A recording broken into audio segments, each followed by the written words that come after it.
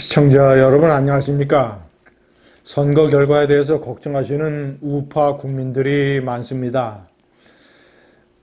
일반적인 여론조사의 평균을 보면 정권 견제론이 다시 득세를 해서 정권 지원론을 상당한 차이로 앞서고 있습니다.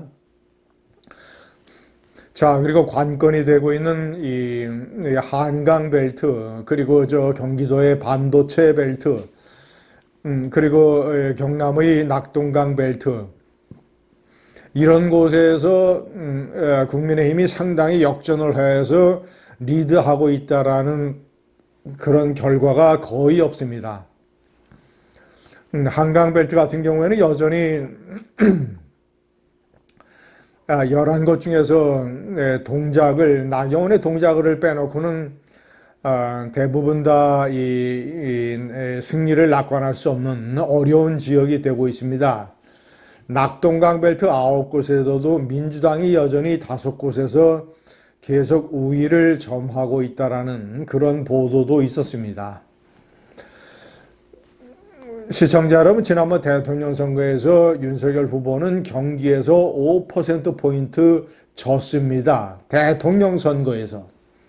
자, 그렇다면 중간 선거에서는 더욱 상황이 불리할 것이면 경기도의 중심 지역이라고 할 수 있는 반도체 벨트에서 이 국민의힘이 역전하고 있다라는 이런 결과가 하나도 나오고 있지 않습니다. 시청자 여러분, 저는 4년 전에 이 국민의힘이 103대 180석으로 참패했을 때, 사실상 180석이 아니라 190석입니다. 야권 연합을 따지면 비례대표 열린민주당과 이 정의당을 합치면, 무소속을 합치면 190석이었습니다. 공포스러운 대참패였죠. 그때 당시에 제가 이 국민이 싫다라고 하는 동영상을 내보낸 적이 있습니다. 30만이 넘는 이 시청자가 동영상을 봤고 많은 분들이 공감을 해 주셨습니다. 국민이 싫다.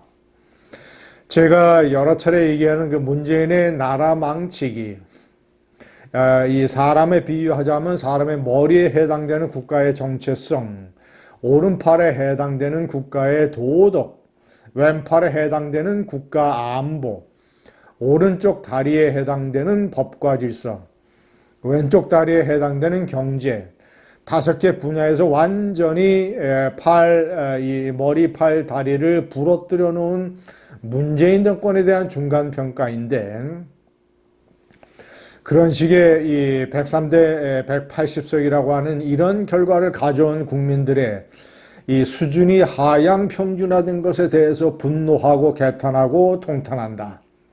국민이 싫다. 이런 것이 상당히 주된 주제였습니다. 시청자 여러분, 제가 그 동영상을 다시 한번 들어봤고, 그리고 지금의 상황과 비교를 해서 어떤 것은 국민의힘에게 유리한 것이고, 어떤 것은 여전히 또 이 악몽의 재현에 이 가능성이 있는 불길한 것인가, 이런 점들을 제가 정리를 해봤습니다. 유리하다고 할 수 있는 것은 당시에는 코로나라고 하는 어떤 치명적인 변수가 있었습니다. 문재인이 5개 분야의 나라 망치에도 불구하고 막대한 양의 세금을 헬리콥터에서 돈을 뿌리듯이 코로나 사태 때 뿌려댔습니다. 자, 이런 것들이 국민들의 의식을 마비시켰고, 또 코로나가 하는 불안감의 정세 속에서 정부를 지원해야 된다라는 그런 논리가 가능했었습니다. 자, 이번에 이 비교를 해보자면 이 고물가라고 하는 이 국힘에게 절대적으로 불리한 변수가 있습니다.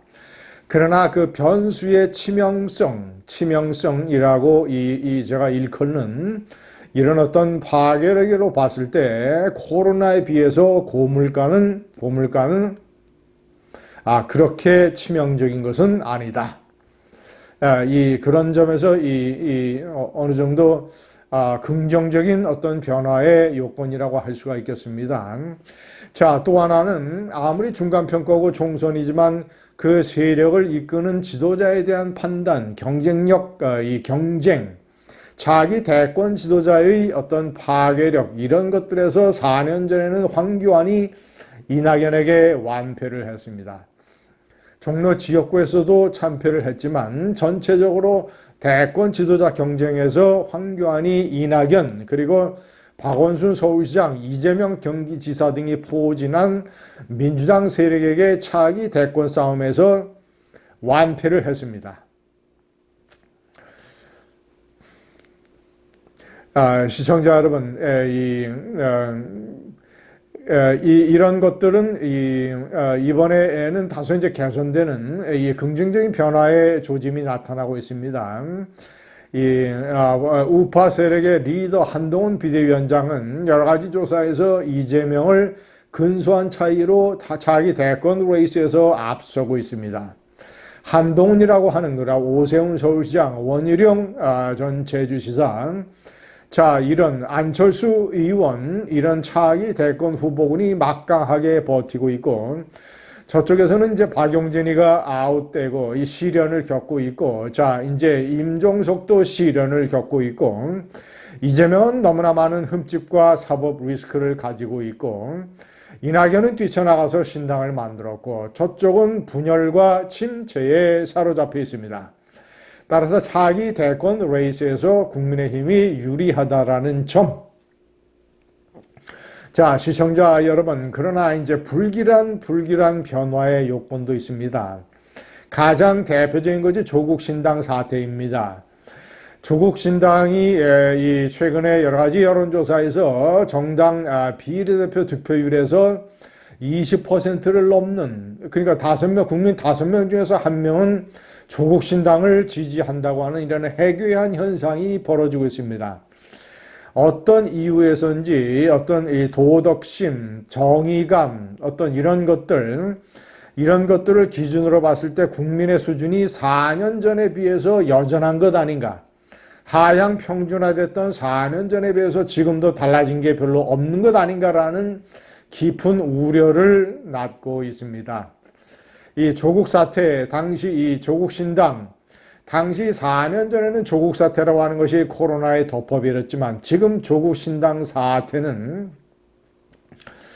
여러 가지 윤석열 정권에 대한 반감, 그리고 이제 사회의 이 선거의 악마성, 사회에 본질적으로 내재되어 있는 부조리, 일단 권력층, 가진 자들 세력에 대한 반감, 질투, 질시, 자, 그리고 아직도 그 많은 국민의 눈에 비춰지고 있는 윤석열 대통령의 일종의 오만.